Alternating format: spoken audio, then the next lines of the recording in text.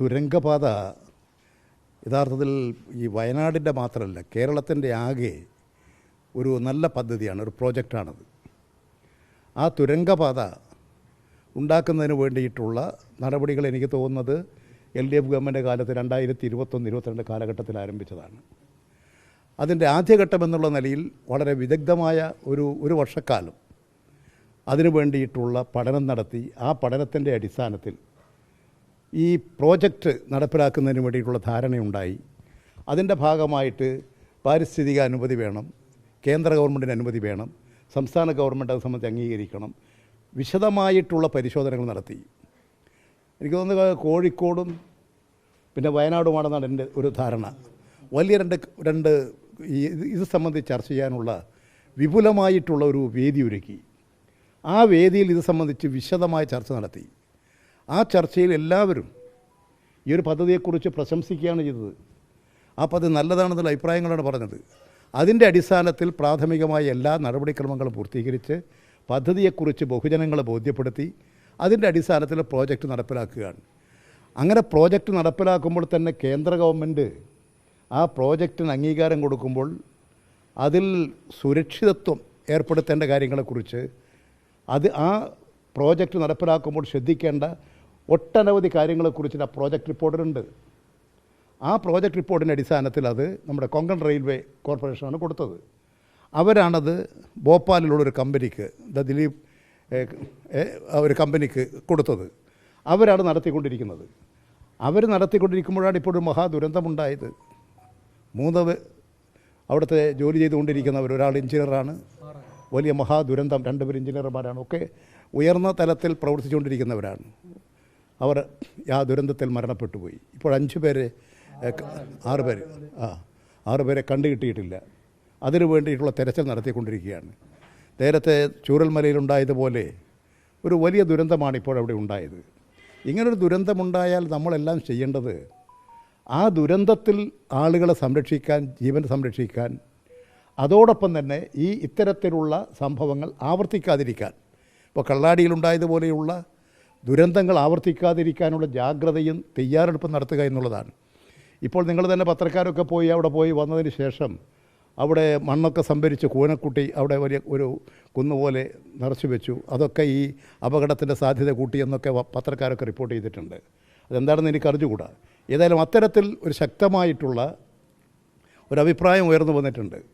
അപ്പോൾ ദുരന്തമുണ്ടാകാതിരിക്കാനുള്ള തയ്യാറെടുപ്പുകളും ജാഗ്രതയും പാലിക്കുക, അതോടൊപ്പം തന്നെ ഇതിൽ കാണിക്കേണ്ട നിയമപരമായ എല്ലാ നടപടിക്രമങ്ങളും, സുരക്ഷിതത്വത്തിന് വേണ്ട എല്ലാ നടപടിക്രമങ്ങളും പാലിച്ചുകൊണ്ടേ ഈ നിർമ്മാണ കമ്പനികൾ പ്രവർത്തിക്കാൻ പാടുള്ളൂ. അതിൽ കേരളത്തിൻ്റെ പൊതുമരാമത്ത് വകുപ്പ്, കേരള ഗവൺമെൻറ് അവർ കൂടി ഇതിൻ്റെ ഒരു ഭാഗമാണ്. അവർ കൂടി ശ്രദ്ധിക്കേണ്ടതാണ്.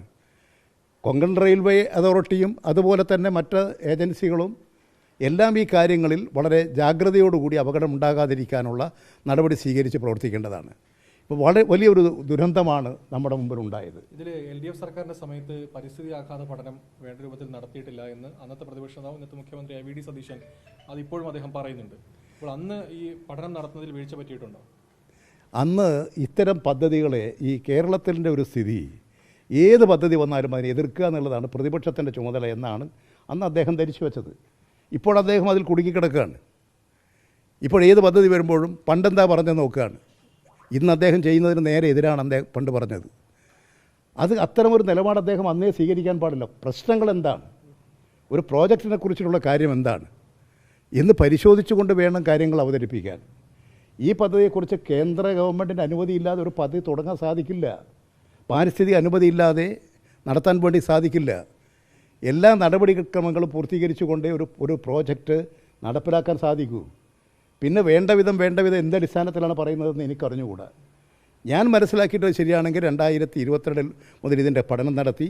1 വർഷക്കാലം നീണ്ട പഠനത്തിന് ശേഷം 23-ലാണ് ഇതിൻ്റെ കേന്ദ്ര അനുമതിക്ക് വേണ്ടി മറ്റും ആവശ്യപ്പെട്ടത്. പാരിസ്ഥിതിക അനുമതി ലഭ്യമാകുന്നത് 25-ലാണ്. 26 സംസ്ഥാന ഗവൺമെൻറ് അനുമതി കിട്ടി, കേന്ദ്ര ഗവൺമെൻറ് അനുമതി കിട്ടി. കേന്ദ്ര ഗവൺമെൻറ് അതിൽ ഏതാണ്ട് 60 ഇനങ്ങൾ ഈ റെക്ടിഫിക്കേഷൻ വേണ്ടി, ഇതിൽ ജാഗ്രത പാലിക്കാൻ ചില നിർദ്ദേശങ്ങൾ 60 ഇനങ്ങളിൽ സൂക്ഷ്മമായ നിരീക്ഷണങ്ങളും നടപടികളും വേണമെന്ന് പറഞ്ഞുകൊണ്ടുള്ള നിർദ്ദേശങ്ങൾ അടക്കം വെച്ചുകൊണ്ടാണ് കേന്ദ്ര ഗവൺമെൻറ് അതിന് അനുമതി നൽകിയിട്ടുള്ളത്. ആ അനുമതികളെല്ലാം ഉപയോഗിച്ചുകൊണ്ടാണ് ഇവിടെ ഈ വർക്ക് ആരംഭിച്ചിട്ടുള്ളത്. അപ്പോൾ അങ്ങനെ വരുമ്പോൾ ഒരു അപകടം സംഭവിച്ചു, ഒരിക്കലും സംഭവിക്കാൻ പാടില്ലാത്തതാണ്. ആ ദുഃഖത്തിൽ പങ്കുചേരുക, അത് അവസാനിപ്പിക്കാൻ നോക്കുക ജനങ്ങൾ. അതിന് പകരം ഉടനടി എന്താ വിവാദം, ഉടനടി ആരെ ആക്ഷേപിക്കാൻ സാധിക്കുക? ഇത് തുടങ്ങിയവരെ ആക്ഷേപിക്കാൻ സാധിക്കുമോ? അതിലൊന്നും ഒരു നല്ല പ്രവണതയല്ല. ഭരിക്കാൻ നോക്ക്, കാര്യങ്ങൾ നല്ല നിലയിൽ കേരളത്തിൻ്റെ താല്പര്യം സംരക്ഷിക്കാൻ നോക്കുക. അതാണ് മുഖ്യമന്ത്രിയും ചെയ്യേണ്ടത്, മന്ത്രിമാരും ചെയ്യേണ്ടത്. അതിന് പകരം ഏത് പ്രശ്നം കിട്ടിയാലും ഇതൊരു നല്ല ശീലമല്ല. അത് മന്ത്രിമാരാണ് റെക്ടിഫൈ ചെയ്യേണ്ടത്, അവർക്കാണ് അതിൻ്റെ പ്രധാന ഉത്തരവാദിത്വം. ഇപ്പോൾ കണ്ടുവരുന്ന ഏത് കാര്യങ്ങളെടുത്ത് നിങ്ങൾ നോക്കിക്കോളൂ, ഇത്തരം ഒരു പ്രവണത കാണാം. ഈ അപകടം ആരെങ്കിലും ഉണ്ടാക്കിയതാണോ? ഒരു പ്രകൃതി ദുരന്തമല്ലേ? ചൂരൽമല അപകടം ആരെങ്കിലും ഉണ്ടാക്കിയതാണോ? അതിനെ എങ്ങനെ ദുർവ്യാഖ്യാനിക്കാം? ഇത് തുടങ്ങിയ കാലത്തുള്ളതിനെ, ആ തുടങ്ങിയ കാലത്താണ് ഇതിൻ്റെ ഒരു പ്രോജക്റ്റ് വരുമ്പോൾ അതിൻ്റെ എല്ലാ തരത്തിലുള്ള പഠനങ്ങളും നടത്തിയിട്ട് അന്ന് ഇവർ പ്രതിപക്ഷത്തില്ലേ? അന്ന് അവിടെയുള്ള MLA ഇല്ലേ?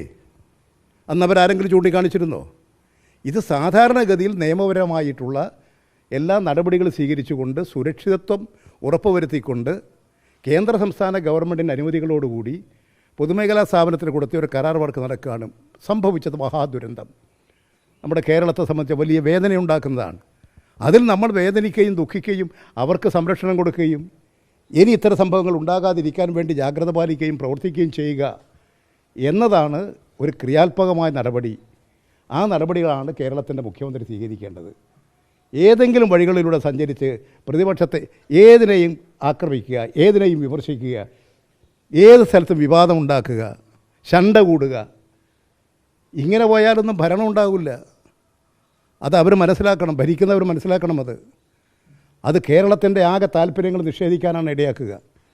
ഇതുകൂടി മനസ്സിലാക്കി മന്ത്രിമാർ ഉത്തരവാദിത്വ ബോധത്തോടു കൂടി തന്നെ കാര്യങ്ങൾ മനസ്സിലാക്കി പ്രതികരിക്കണമെന്നാണ് എനിക്ക് പറയാനുള്ളത്. വിഴിഞ്ഞത്തിന്റെ മുൻ MD ദിവ്യ എസ് അയ്യരെ കഴിഞ്ഞ ദിവസം Kannur DCC president Martin George അധിക്ഷേപ പരാമർശം നടത്തിയിരുന്നു. അതിനകത്ത് പറയുന്നത് ഇങ്ങനെയാണ്: KK രാഗേഷിന് എന്താണ് വിഴിഞ്ഞത്തെ ഇൻട്രസ്റ്റ്, അതായത് താല്പര്യം എന്ന ചോദ്യത്തിന് അത് വിഴിഞ്ഞത്തെ മുൻ MD ആയിരുന്നു എന്നാണ് പരോക്ഷമായി അത് പറയുന്നത്.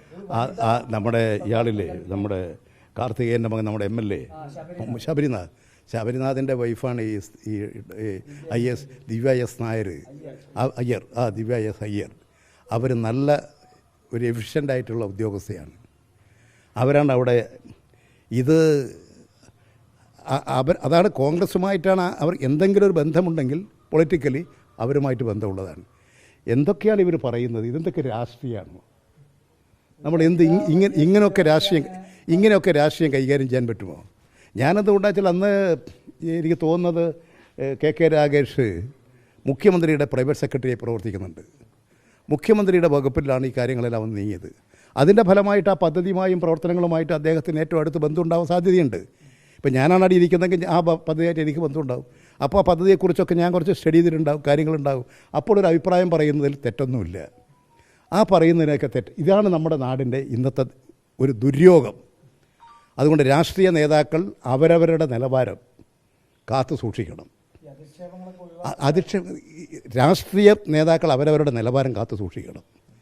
ഇതെന്തും പറയാനുള്ള വേദിയായി രാഷ്ട്രീയത്തെ ഉപയോഗപ്പെടുത്തിയാൽ അത് ജനങ്ങളിൽ എല്ലാ രാഷ്ട്രീയത്തോടും പരിഹാസമായിരിക്കും. അതവർ മനസ്സിലാക്കണം. രാഷ്ട്രീയത്തിൻ്റെ പരിപാവനത കാത്തു സൂക്ഷിക്കാൻ എല്ലാ പാർട്ടിക്കാർക്കും ബാധ്യതയുണ്ട്.